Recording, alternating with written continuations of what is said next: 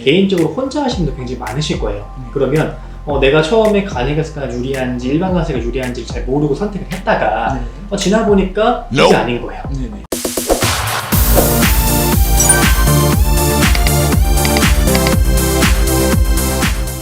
네, 안녕하세요. 저는 택시 이슈의 김사현 세무사 이원식 세무사입니다. 네, 오늘은 좀 사업자 관련된 얘기를 좀 해보려고 해요. 그래서 사업을 시작하실 때 여러 가지가 선택할 게 있겠지만 사업자 유형을 먼저 좀 선택을 하셔야 되거든요. 그래서 일반 가세냐, 간이 가세냐 이런 얘기를 많이 하시죠. 그래서 간이 가세자가 좋은 거라고 들었는데 왜 좋은 건지, 그리고 올해 개정이 많이 됐는데 그런 부분들 좀 상세하게 알아보려고 합니다. 그러면 이 간이 가세자라는 어떤 건가요? 네, 우선은 간이 가세자에는 그 이름에서부터 알 수 있듯이 간이, 즉 뭔가를 간단하게 하겠다라는 의미가 될 거고요. 근데 여기서 지칭하는 거는 부가세의 한 가지만 의미합니다. 즉 부가세 신고를 뭔가 간단하게, 간편하게 간이로 하겠다라는 의미로 보시면 되겠습니다. 네, 그렇죠. 그래서 이게 영세한 사업자들을 위해서 조금 신고도 간편하게 해주는 거고, 납부 금액도 조금 줄일 수 있게끔 만들어 놓은 어떻게 보면 혜택이라고 좀 보면 될 것 같습니다. 그러면 모든 사업자가 이 부가세를 적용할 때 간이가세를 할 수는 없을 것 같거든요. 그렇죠. 요건이 어떤 게 있을까요? 우선 요건이 몇 가지가 있는데요. 첫 번째로는 매출 요건이 있을 수가 있겠고요. 그리고 지역 요건이라던가 면적 요건도 있고 또 업종 요건들도 있습니다. 먼저 이제 가장 중요한 매출 요건을 좀 말씀을 드리면은 직전 연도, 즉 전년도를 말씀드리는 거고요. 직전 연도의 공급 대가의 합계액이 이제 8천만 원을 미달하는 개인 사업자라고 보시면 되겠습니다. 즉 법인 사업자 같은 경우는 아무리 매출 요건을 만족해도 해당하지 않는다고 보시면 되겠고요. 당해 연도가 아니라 직전 연도, 직전 연도의 연간 공급 대가의 합계액이 8천만 원 미만이라고 보시면 되겠습니다. 그리고 또 지역 요건이나 면적 요건은 어떻게 될까요? 일단 보고 왔어서 4,800만 원이었는데 8,000원 조금 증액이 많이 됐죠. 예, 맞습니다. 그리고 신규 사업자들 같은 경우는 사실은 1년 동안 4,800을 8,000을 채우기 어려울 수도 있어요. 그래서 이런 부분 때문에 환산해서 적용을 하게 됩니다. 이게 만약에 7월 달에 이제 개업을 한 분이 있다고 하면은 이분은 만약에 매출액에서 나누기주 곱하기 12 이런 식으로 1년으로 환산한 금액을 가지고 8천만 원 미달인 여부를 좀 적용을 하고 있고요. 지역기준, 면적기준 말씀 주셨는데 사실 이거는 좀 내용이 방대하지만 좀 지역적이에요. 중요하지가 않기 때문에, 그리고 너무 내용이 많아서 사실은 이거는 지금 읊어드리기보다는 국세청 사이트 들어가시면 고지가 되어 있습니다. 그 기준을 참고하시고 나서 혹시나 이 가세가세가 안 되는 지역이 있다거나 면적이 있다면 체크하셔가지고 진행하시면 좋을 것 같고요. 그리고 업종도 조금 배제되는 게 있죠. 네, 맞습니다. 업종 같은 경우는 광업이라던가 제조업 중의 일부, 또 도매업 중의 일부도 있고요. 간혹가다 상품 중개업이라던가 이제 올해 추가된 건설업 중 일부도 좀 들어갈 거고요. 또 부동산 매매업이나 임대업이나 이제 과세 유흥 장소 중 일부도 좀 들어간다 보실 수 있겠습니다. 그리고 또 그 외에 또 안 되는 사유들이 몇 가지 있다고 알고 있습니다. 그렇죠. 위에 말한 세 가지 사유만 충족을 하면은 간이가세자가 되는 건데, 이거 외에 이제 안 되는 경우도 있습니다. 예를 들면 우리가 두 개의 사업을 하는데 하나는 이제 일반 가세자예요. 그런데 다른 하나에 간이가세 적용 받으려고 한다. 이때 안 된다는 거죠. 그래서 내가 하고 있는 업종 중에 다른 하나가 일반 과세인 경우에는 얘도 일반 과세 적용해야 된다는 거 주의하셔야 되고요. 두 번째는 우리가 사업을 양도양수하는 경우들이 있어요. 그렇죠. 근데 일반 과세자인 거를 우리가 양수 받았는데 포괄로 우리는 이 포괄 양수라는 건 사업자 유형도 같이 인수를 받는다는 거거든요. 그런데 인수받은 거를 우리가 간이가세 적용할 수가 없다는 거죠. 그래서 일반 사업자가 양수 받은 경우에는 그대로 일반을 좀 적용을 받아야 된다는 점도 주의하셔야 되는 거고요. 그러면 이렇게 해서 우리가 간이가세 적용을 받았어요. 그럼 도대체 간이가세가 왜 좋은 건지, 혹은 어떤 게 나쁜 건지를 한번 비교해보면 좀 좋을 것 같거든요. 맞습니다. 먼저 일반 과세자와 차이가 나는 부분들을 좀 4가지 정도로 정리해서 말씀을 드릴 수가 있을 것 같은데요. 첫 번째로는 일단 신고 방법의 차이가 있고요. 두 번째로는 신고 횟수라던가 구조나 환급 이런 부분이 좀 차이가 있을 수가 있고, 세 번째로는 세금계산서 발행 이슈가 있습니다. 네 번째로 마지막으로 납부 의무가 면제되는 부분이 좀 있다는 점 참고하셔야 되고요.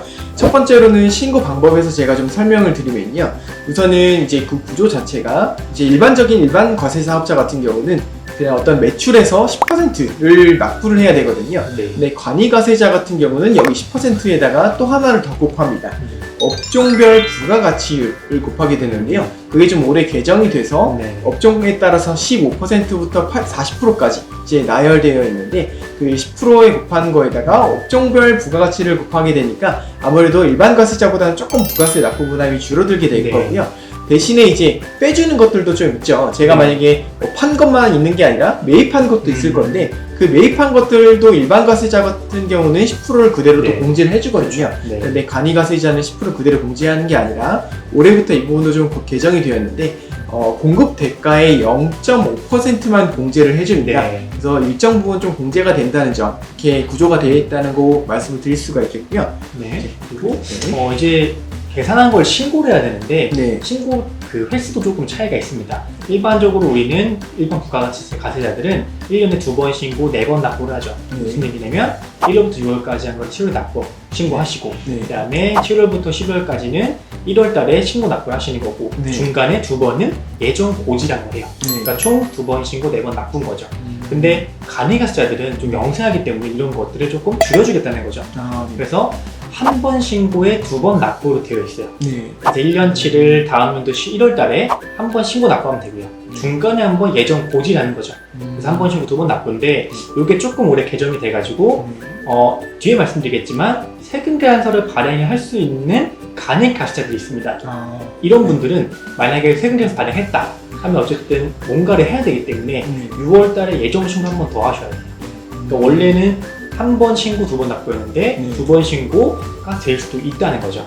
이런 부분도 참고하시면 너무 좋을 것 같고요. 두 번째로 환급에도 좀 차이가 있죠. 우선 환급 같은 경우는 기본적으로 일반 과세자분들 같은 경우는 만약에 제가 이제 처음에 어떤 사업을 시작을 해서 그러면 뭐 인테리어도 해야 되고 뭐 이것저것 들어가는 돈이 많잖아요. 뭐 재료를 산다던가 그런 것들이 아무래도 처음에는 매출이 올라가기보다는 처음에 매입하고 이것저것 구입하는 것들이 많다 보니까 처음에 이제 환급될 수가 있습니다. 오히려 부가세가 납부하는 게 아니라 환급이 나올 수가 있는데 이 간이과세자들은 안타깝게도 환급이 되지 않습니다. 부가세 납부가 영원히 될 수는 있어도 환급이 안 될 수 있기 때문에 오히려 처음 사업을 고민하시는 분들께서는 가끔 간혹가다 일반 과세자가 유리할 수도 있거든요. 그래서 그 부분을 잘 판단을 하셔야 되고요. 환급이라는 게 사실은 어떻게 보면 우리한테 굉장히 유리하잖아요. 그쵸. 엄청나게 크거든요. 초기에는 그게 굉장히 이제 도움이 됐는데 만약에 초기 투자 금액이 정말 크다면은 실제로 그냥 간이과세를 포기하고 아예 일반으로 가시는 것도 하나의 장점이 될 것 같습니다. 맞습니다. 그리고 세 번째 차이가 있다면 세금계산서 발행 유무에 좀 차이가 좀 있겠죠. 네, 맞습니다. 세금계산서 발행에 대해서 좀 설명을 드리면요. 먼저 이제 원래 기본적으로 원칙적으로는 간이과세자는 세금계산서 발급 의무가 없었습니다. 영수증 발급 의무가 있었을 뿐이지 세금계산서 발급 의무는 없었는데요. 올해 2021년부터 조금 개정된 부분이 바로 여기에 해당하는데요. 세금계산서 발행을 하는 구간이 생겼습니다. 간이과세자 분들 중에서 직전 연도 공급 대가의 합계액이 4,800만 원 이상이면서 이제 8,000만 원 미만인 간이과세자 분들 같은 경우는 세금계산서를 의무적으로 발행을 하셔야 됩니다. 이제 이 부분이 이제 작년과 좀 다른 부분이라고 말씀드릴 수가 있겠고요. 네 번째로 또 납부 의무 면제에 좀 차이가 있죠. 일반적으로 부가세는 어쨌든 납부가 나오든 환급이 나오든 신고를 해서 처리를 해야 돼요. 근데 간이과세자들은 이러한 거에 있어서 납부 의무를 아예 면제해주겠다는 제도가 있거든요. 작년 같은 경우는 직전연도 매출 기준으로 3,000만 원 미만인 분들은 납부 의무 면제가 됐어요. 올해는 조금 그게 상향이 돼서 4,800만 원이 안 되시는 분들은 납부 의무 자체가 없게끔 해주겠다고 어떻게 보면 혜택인 거죠. 그래서 크게 이 4가지 부분에서 변동이 됐는데 제가 좀 고민되는 거는 이제 사업을 하다 보면은 처음에 담당 세무사를 두고 하시는 분도 있고 개인적으로 혼자 하시는 분도 굉장히 많으실 거예요. 그러면 내가 처음에 간이과세가 유리한지 일반과세가 유리한지를 잘 모르고 선택을 했다가 지나 보니까 이게 아닌 거예요. 사람은 누구나 실수를 할 수 있잖아요. 그래서 나 환급을 받아야 되는데 계속 간이과세 유지할 수가 없는 거예요. 그럼 이럴 때는 우리가 돌이킬 수가 없을까요, 혹시? 아, 네. 이제 말씀하신 대로 그런 부분이 있을 수가 있기 때문에 국가가 하나의 이제 출구는 마련을 해주고 있습니다. 그게 바로 이제 간이가세 포기 제도라는 부분인 건데요. 네. 이제 어떻게 보면은 간이가세자가 유리한 경우도 많지만은 간혹 가다가 이제 환급이나 이런 문제들 때문에 일반 가세자가 유리한 경우도 있고 또 이제 세금계산서 거래 이런 걸 위해서도 일반 가세자를 선택하시는 분들도 계시거든요. 네. 그러다 보니까 간이가세 포기 제도를 통해서 이제 일반 가세자, 간이가세 매출이지만은 일반 가세자로 이제 할 수 있게끔 도와주고 있는데요. 만약에 포기하시기를 원하신다면은 이제 그 일반 가세자로 전환되기 바로 직전 달의 말일까지 간이가세 포기 신고를 하시면 되고요. 이렇게 하게 되면은 이제 그 다음 달 1일부터는 일반 가세자로 전환돼서 신고를 하실 수가 있습니다.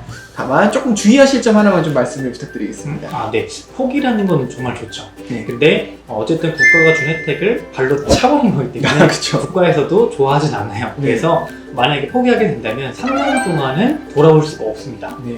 구체적으로 말씀드리면 일반 가세를 적용받는 달의 1일부터 3년이 되는 날 속하는 과세 기간까지는 간이가세 적용받을 수 없다는 점은 꼭 주의하셔야 됩니다. 신중하게 선택을 해야 네. 돼요. 포기할 때는 한 번 더 생각해 보시고 하시는 게 좋고요. 그리고 자동으로 전환되는 경우도 있어요. 예를 들면 사업하는 중에 매출이 생각보다 적어진 거예요. 그러다 보니까 8천만 원 혹은 4,800원 미만으로 낮아진 거죠. 네. 그럼 간이가세도 적용이 돼야 돼요. 네. 그래서 일반에서 간이 적용이 되는 건데 국가에서 통제하는 거죠. 선생님은 이제 매출이 적으니까 간이 적용 받으세요. 네. 그거를 가만히 냅두면 간이가 되는 거고요. 네. 근데 나는 싫은 거예요. 왜 세금계산서 발행도 해야 되고 환급도 받아야 되기 때문에 네. 그럴 때는 간이가세 포기 제도를 이용해가지고 내가 간이 적용받지 않겠다 네. 라고 하시면 계속해서 일반 가세를 적용받을 수가 있습니다. 네. 그래서 그런 좀 참고하시고 하시면 되고요. 하나만 더 말씀드리면 일반이랑 간이 왔다 갔다 할 수 있다고 말씀드렸잖아요. 왔다 갔다 할 때마다 재고 납부세 혹은 재고 매입세액이라는 문제가 있는데 네. 이건 조금 복잡하기 때문에 네. 혹시나 해당하신다면 담당 세무사랑 통해가지고 한번 알아보시면 조금 더 도움 많이 되실 것 같습니다. 그래서 간이가세가 사실은 어렵진 않아요. 생각보다 어렵진 않은데 올해 이제 개정이 좀 많이 됐죠. 아, 많이 되죠. 네. 저희도 많이 헷갈리기 때문에 한번 같이 한번 좀 정리해 보려고 하거든요. 네.